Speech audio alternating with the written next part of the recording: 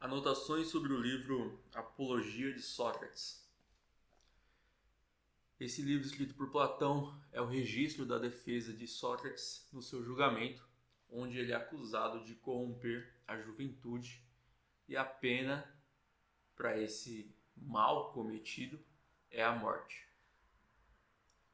Corromper a juventude, naquele contexto, era divulgar ideias que não estavam exatamente de acordo com aquilo que o Estado julgava ser adequado para ideias que permeavam ali a cabeça dos seus jovens.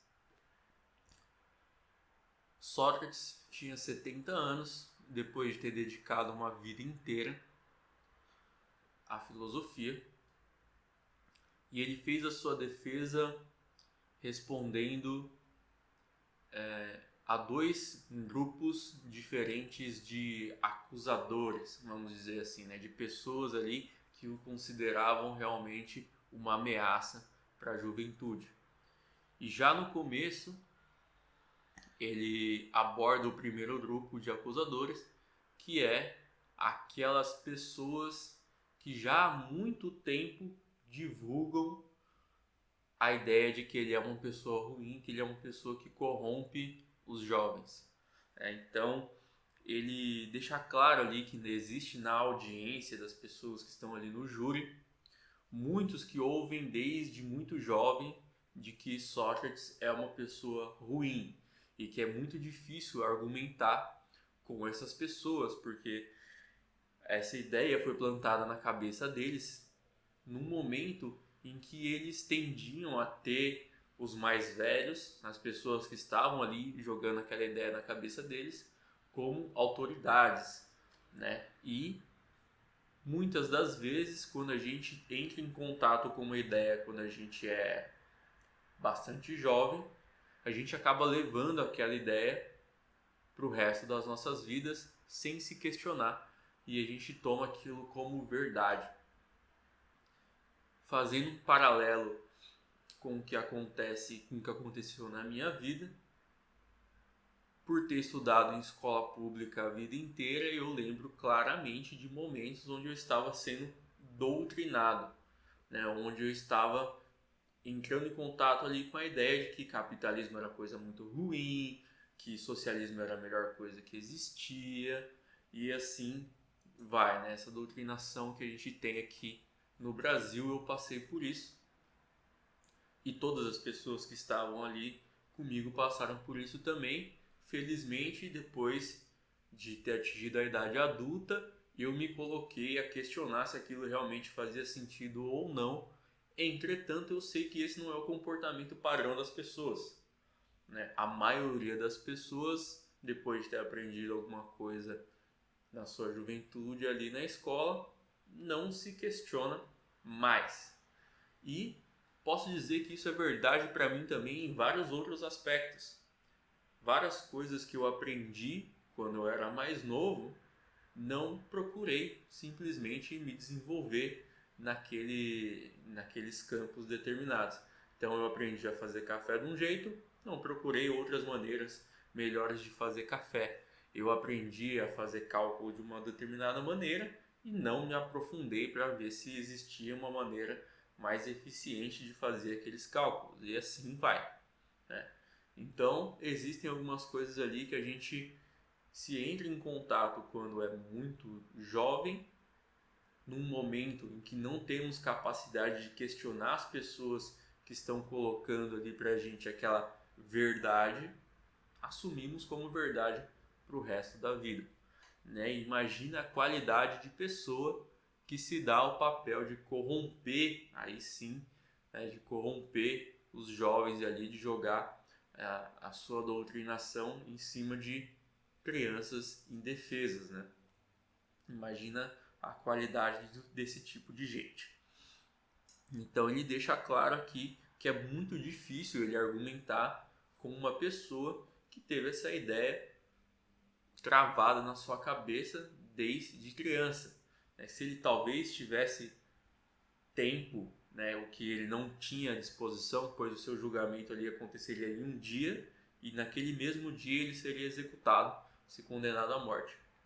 Então, não existe, mesmo para Sócrates, não existe uma maneira dele argumentar com alguém que foi doutrinado desde criança em apenas um dia tentar mudar a cabeça dessa pessoa, mesmo para ele.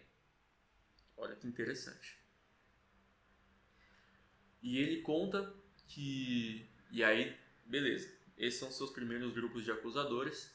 E o outro grupo de acusadores, ele conseguiu desenvolver esse grupo por conta de como ele levava a sua profissão ali de filósofo. Ele descrevia o seu trabalho como sendo uma andança que ele fazia pela sociedade, pelas cidades, desmascarando falsos sábios. E esses falsos sábios eram pessoas influentes na sua sociedade. Então, o papel dele era entrar em contato com aquelas pessoas que o povo ali considerava sábios, questioná-los para entender se eles eram realmente sábios ou não. E nesse papel ele acabou desenvolvendo várias inimizades, vários inimigos de pessoas influentes, né? Por que essas pessoas eram pessoas influentes? Bom, quem a sociedade considerava sábio naquela época? Ele conversou e desmistificou essa sabedoria de vários artistas, artesãos e políticos, né? São pessoas que recebiam um determinado louvor, eram pessoas famosas na época, né? E é interessante fazer o paralelo com os dias de hoje, onde as pessoas também cometem o mesmo erro de acreditar que porque uma pessoa é talentosa em determinado aspecto da sua vida, ela também é uma pessoa sábia em todos os outros aspectos. Você acredita que aquela pessoa faz todo o resto também de maneira sábia.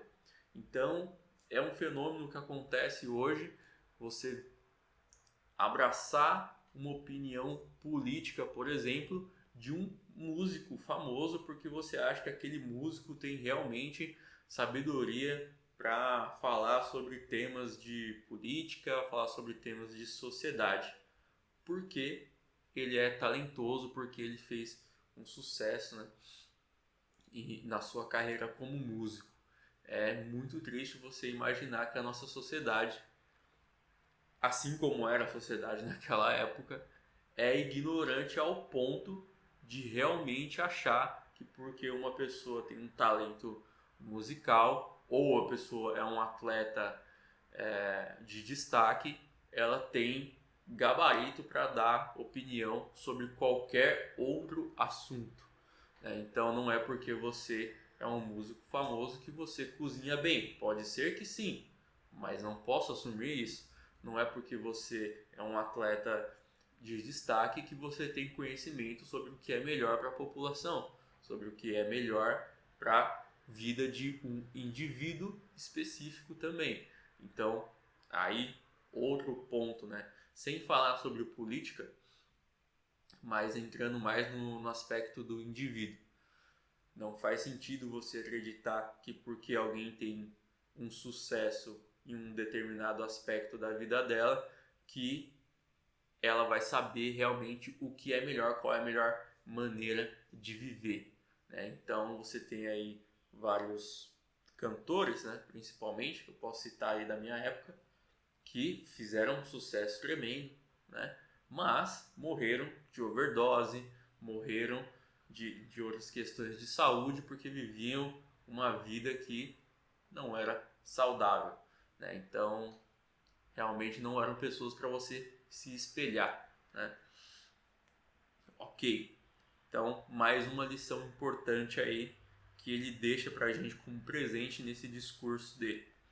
Em seguida ele começa a falar sobre a sua inevitável condenação à morte, né? E sobre como isso lhe afetaria. E isso é bastante interessante, cara, porque ele tem para ele que a missão de vida dele dada por um Deus é de desmascarar os falsos sábios. E que é melhor ele ser condenado à morte por conta dessa sua missão do que viver uma vida na qual ele fosse condenado a não cumprir mais a sua missão. E ele vê isso como a sua razão, né? Como a sua justiça, e compara isso com outras missões, como por exemplo a missão de um homem no exército.